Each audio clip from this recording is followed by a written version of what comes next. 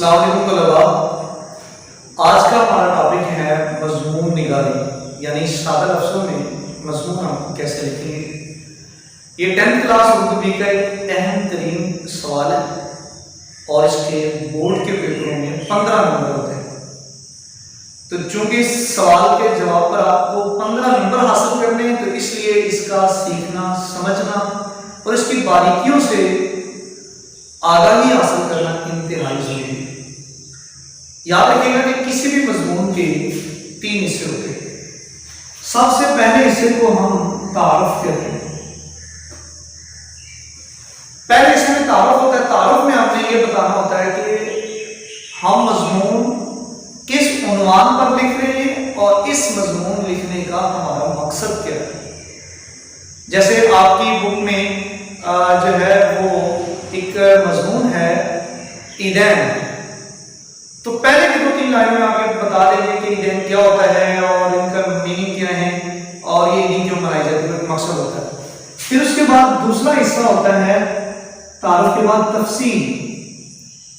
یہ مضمون کا وہ حصہ ہوتا ہے جس میں آپ قاری یعنی پڑھنے والے کو اپنے تعارف کروائے گئے مضمون کے حوالے سے وضاحت جو ہے وہ پیش کرتے ہیں۔ چونکہ لکھنے والا پہلے ہی اس عنوان سے متعلقہ ساری تفصیل اکٹھی کر چکا ہوتا ہے، دلائل اس کے پاس موجود ہوتے ہیں، اس حصے میں وہ دل کھول کر سیر حاصل بحث کرتا ہے۔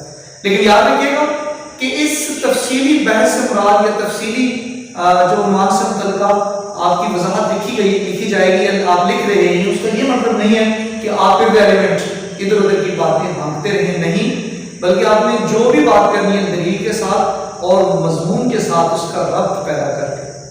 تیسرا اور آخری حصہ ہوتا ہے اختتامیہ۔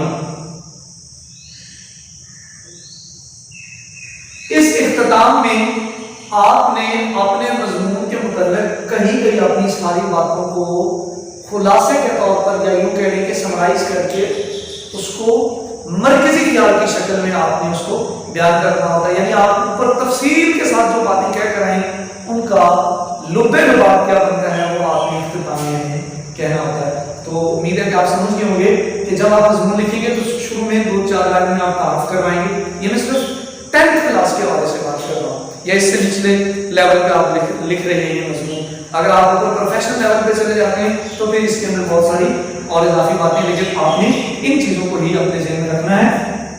تعارف کو ایک آدھے پیراگراف میں، تفصیل آپ جو ہے وہ جتنی آپ کو یاد ضرور لکھے گا۔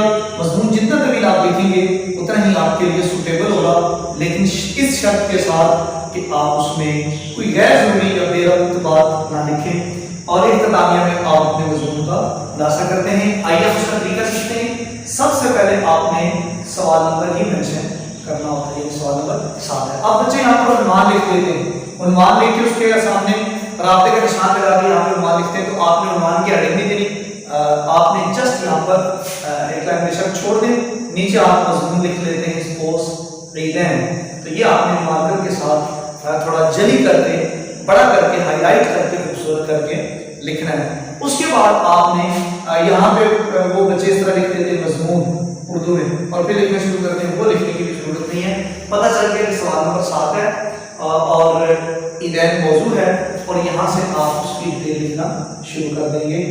اور پھر جب ڈیٹیل لکھتے رہیں گے، میں نے آپ کو بتا دیا کہ ان 3 نکات کو ذہن میں رکھ کے لکھیں گے، اور جو آپ کا مضمون ہے اس میں جو چیزیں سب سے زیادہ ضروری پیٹرن کے اعتبار سے وہ یہ ہے کہ اس کی لینتھ جو ہے وہ کمپلیٹ ہونی چاہیے، کم از کم آپ کے 4 صفحات جو ہیں وہ مضمون کے لیے ہونے چاہیے۔ اور اگر آپ اس تفصیل میں کسی پرانی آیت کا حوالہ، حدیث کا حوالہ، کسی تاریخی واقعے کا حوالہ یا کسی بڑے شخص کا کوئی قول جو ہے وہ کوٹ کر دیں تو یہ نور علی نور، یعنی بہت ہی اہم بات ہے، اچھی بات ہے، اور آپ ضرور وہ نوٹ کریں۔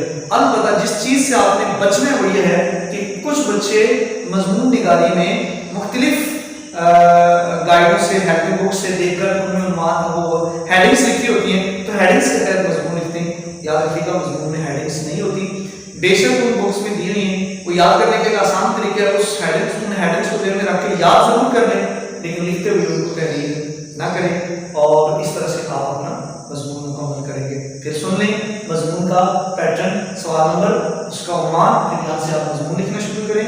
تعارف کے بعد تفصیل کے اندر پرانی آیت حدیث یا کوئی بھی چیز آپ کوٹ کرنا چاہیں، اور یہ بھی اہم بات ہے کہ اگر آپ اردو لکھ رہے ہیں اس میں انگلش کی کوئی کوٹیشن آپ کو آتی ہے، آپ اچھی طرح سے لکھ سکتے ہیں تو ضرور لکھیے گا، یہ اچھا امپیکٹ ہے، اور اپنے لینتھ کے حساب سے اس کو مکمل کریں اور اینڈ پہ اس کا خلاصہ کریں۔ اب آپ لوگوں کا کام یہ ہے کہ آپ نے اپنی درسی کتاب پر جو ترتیب کے ساتھ آپ کو مضامین دیے گئے ہیں ہر ایک مضمون کو یاد کرنا ہے اور اس پیٹرن کو سامنے رکھ کر آپ نے اس کو تحریر کرنا ہے۔ امید ہے کہ آپ کہیں بھی باتوں کو فالو کریں گے۔ اللہ تعالیٰ ہم سب